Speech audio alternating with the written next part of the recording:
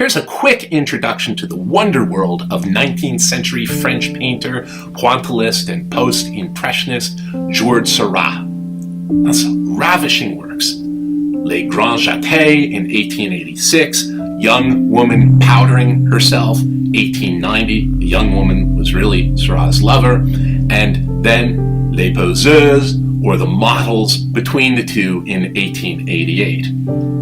But what is this now on the screen in front of us? Pale blue dabs of paint, red dab inside a blue dab, a darker red dab inside a pale blue dab, a bigger red dot inside a smear of hunter green. Looks a bit chaotic, yes? But what you are actually looking at, close up, is the lips of Seurat's painting of his lover, Madeleine Noblac, as she powders herself as part of the ritual of applying makeup.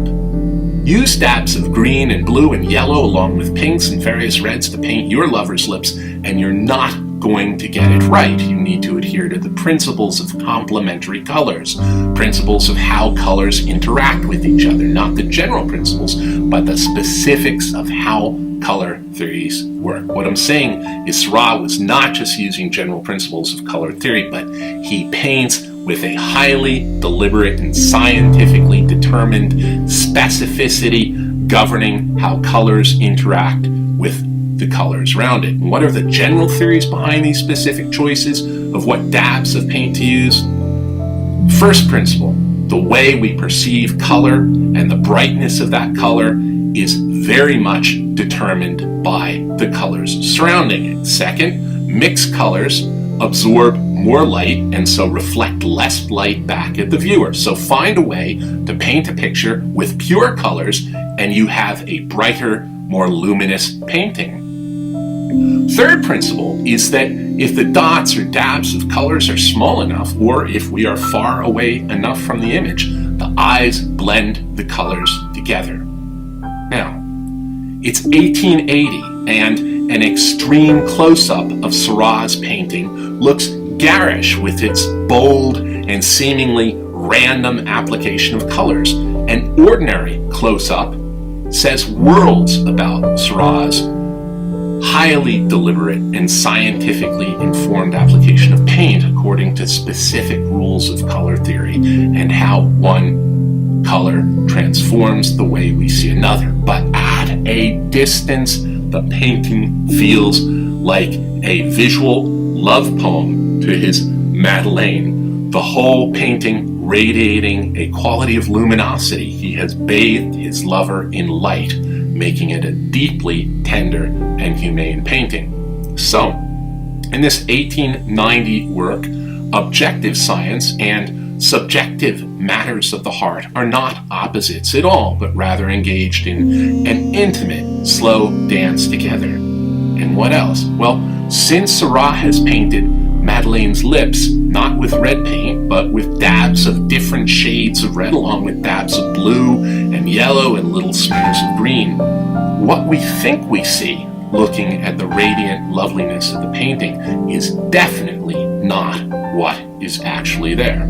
So the painting, whatever else it is also a formal declaration of the absolute gulf that exists between what we think we see and the reality of the visible world. In truth, by 1890, the correspondence of what we experience of the world and what really exists was getting beautifully complicated, not just by innovations in optics, but by huge advances in physiology and psychology of perception.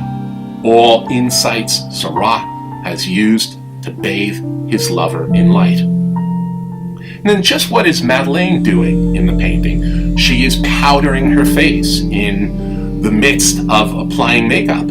She is literally painting her face. So in addition, there's an active engagement of ideas of art and artifice and real and unreal and image of reality at play here, not just in Seurat's techniques of rendering, but in the very theme of the painting. His painting her face, but then so too is Madeleine. The whole painting is so deliberate, so contrived, so artificially, and yet so deeply humane.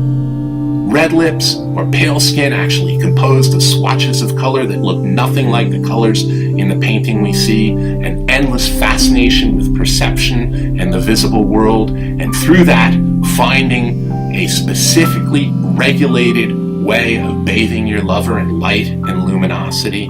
It all sorts of beautifully blurs together. And here, in 1890, a 30-year-old Seurat is such a great explorer of such ideas and themes and innovations and knowledge and matters of the heart and of beauty. Sadly, he would be dead within a year of painting Madeleine.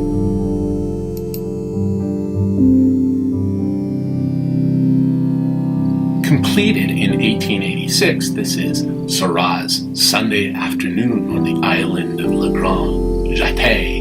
You probably know this painting since it's regarded as one of the masterpieces of world art, yet when it was first displayed, critics railed against the formal, posed, rigid, even statue-like presence of the 50 or so people on the island in the set, insisting Pointillism might be appropriate to portray nature, but never to portray people. Seurat's response to the criticism was his exquisite Les Poseurs, or the models. And by making that painting a meta-painting, or a painting containing Le Jatte, he addressed the criticism of the earlier painting. 19th century French Post-Impressionist Pointillist painter Georges Seurat referred to his 1888 painting La Poseuse as a toile de lutte, or battle painting. Battle painting seems a strange phrase to use for a painting with our present-day eyes, a rather calm scene of three models posing, and indeed the painting has lost the name of La Poseuse and is now commonly called Les Modèles, or the models. I want to explore the ways in which La Poseuse was indeed a battle painting, and in doing so indicates something of the radical brilliance and accomplishment of Georges Seurat during his extremely short lifetime.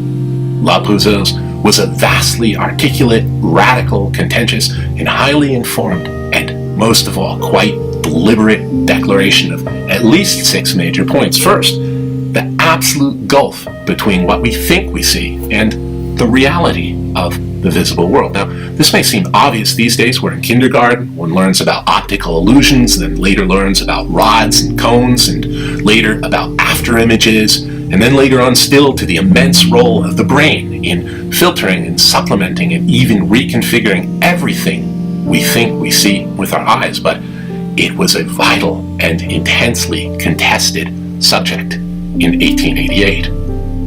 Seurat, however, goes much further than to just dramatize what we think we see as never the objective truth of the visible world. His painting also insists that the science of optics and the burgeoning fields of the physiology and psychology of perception can, and probably must, meaningfully contribute to art. Additionally, and quite specifically, La Poseuse was a thoughtful, deliberate, and complex response to the criticism that had been directed at what is now the iconic and revered Sunday morning at the Grand Jatte painting, exhibited to much derision and punishing critique at the last Impressionist exhibition 2 years earlier. With about 2/5 of the surface of La Poseuse occupied by the representation of La Grande Jatte, it obviously figures hugely in the painting, but Seurat, as the scene of the models, engaged the former painting in many ways besides just having it on the wall. And looking at those ways, some of them quite humorous, furnishes one key to understanding both paintings. Seurat goes further still. La Poseuse is also a rejection of the notion that you can freeze linear time into an instant without past and future spilling into that instant. That may sound abstract, but there are not 3 distinct models. What you really are seeing is a succession of a single model arriving and undressing, and then posing, and then dressing again. Seurat has found a way of representing the fluidity of time, and his open space that Cubism would boldly move into in less than 2 decades with Picasso's epochal work of 1907, Les Demoiselles d'Avignon. Most of all was Seurat's insistence that the cold, analytical side of science and the emotional side of feeling, of empathy, of art, of desire, of longing, of beauty were not opposites at all, but rather are always engaged in a slow and interpenetrative dance with each other in human consciousness. Or to put it in other terms, that the objective and subjective are really false categories, and in truth, they spill into each other every moment of our lives. Finally, and perhaps obviously, Seurat has created a humane, tender, beautiful, erotic, and quite lovely painting. And he has done it with dots. Well, not really dots at all. What do we actually see in front of us here? If it weren't for the context of this video, anyone might think they're looking at a not very good 1950s work of abstract expressionism. The standard line about pointillism is that little dots of pure color were used to prevent the muddiness of mixed colors, and so created a sort of luminosity representing light and color in a more vibrant way. Really, we are looking at little dabs of mostly pure but sometimes mixed colors. There are dabs of light cobalt blue and dabs of green and dabs of a sort of pale pink and dabs of orange and red with tiny streaks of white dabs and pale blue dabs, and we could go on and on. But it is the precise way Seurat arranged these various shaped dabs of various colors on this 1890 portrait of his lover Madeleine that is important. And his decision on how to arrange them were determined by two basic principles of optics being explored at the time.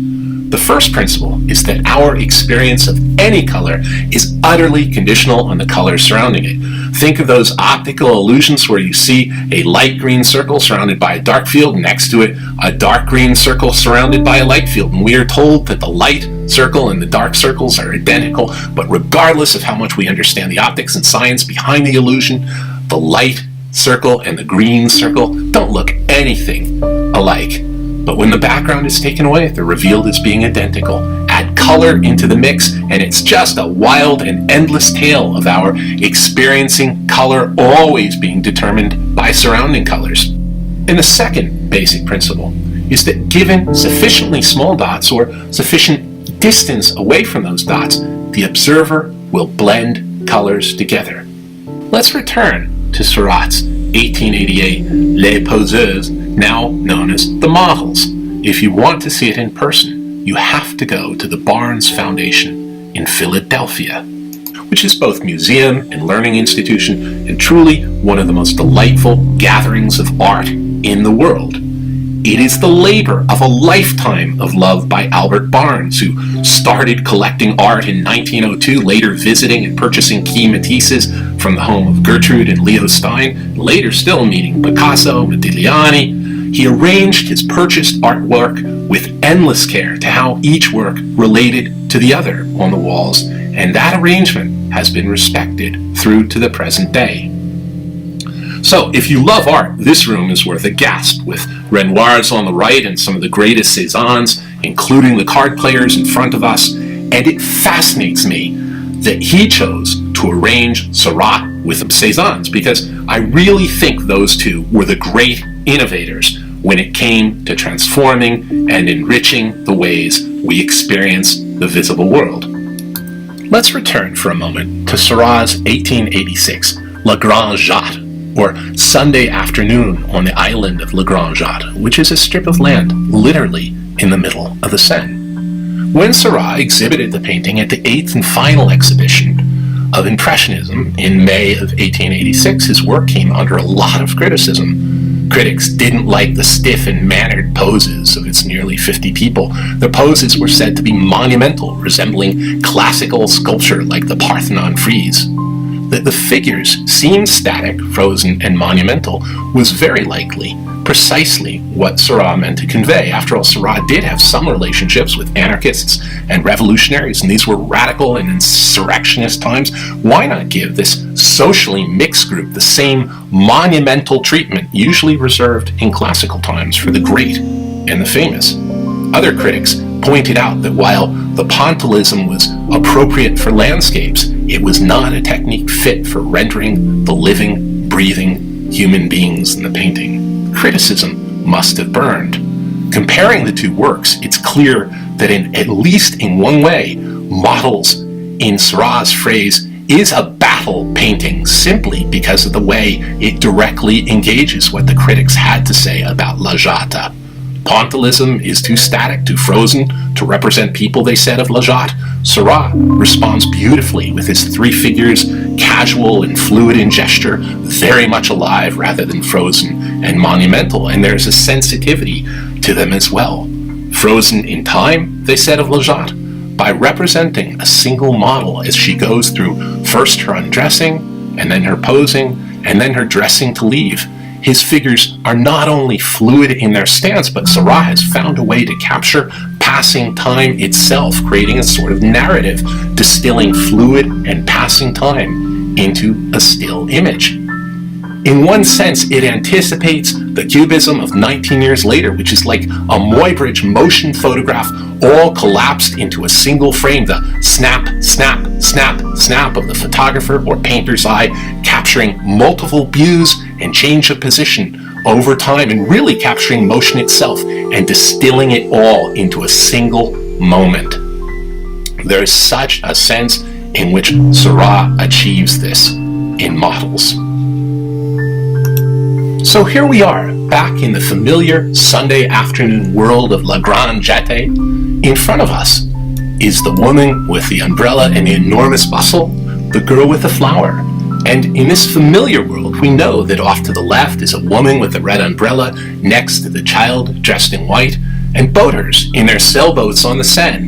And there's the black dog, scrounging for scraps from the picnickers, and the young men rowing, and two young women by the water with fishing poles. But no, that's not true at all. Really, we are in a studio with a quite lovely and poised, rather than posed, model standing as subject for the artist. And as far as Seurat is a bit of a radical, this painting, a battleground, he might just have engaged in battle the biggest subject of all, challenging, interrogating, perhaps the very nature of art and artifice and representation. Look, painters have included other paintings in their works for ages. It's called a meta-painting. But here Seurat takes the uncanny side of meta-painting so beautifully far that a whole series of questions about art and representation are raised without necessarily being answered, but they are engaged battle painting.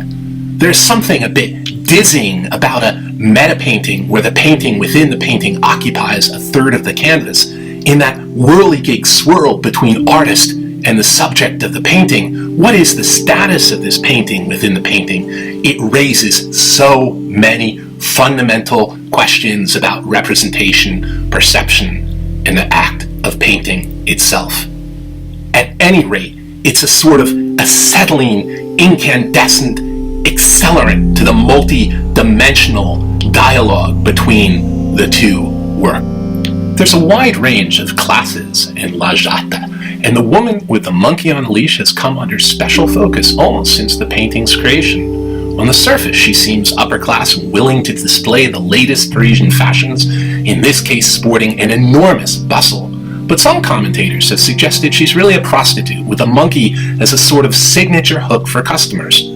The enormous bustle was actually high Parisian fashion at the time of the painting, but as with all fashions, it was either on a fast swing towards or away from favor. And the very enormity of the bustle dramatizes the fickleness of fashion. She was stranger to me when I was young, and thin and streamlined was the order of the day. Now with Baby's Got Back and the honky-tonk badunkadunk, her fashion sense doesn't seem all that odd. But Seurat, even in the portrait of his wife applying makeup, is in a constant dialogue with art and artifice, the real, the unreal. There's something looking like a bag hanging on the wall in models, but it's not a bag at all, but it's a bustle facing ass outward, declaring in the purest terms possible the completely artificial and contrived nature of fashion, as well as just continuing the formal dialogue of similarities between the two works. But it might also be a bit of a last ass-on-the-wall mooning gesture to the critics who had savaged Sunday afternoon in general and especially focused despairingly on the lady with the enormous bustle. Take this. I'll end with this. while Models is deeply engaged with Sunday Afternoon and very much a battle painting toward the dismissive criticism of the earlier work, it is also an immensely positive visual manifesto and realization of Seurat's deepest aesthetic concerns. And of course, it is a deeply beautiful work of art. Thank you for watching.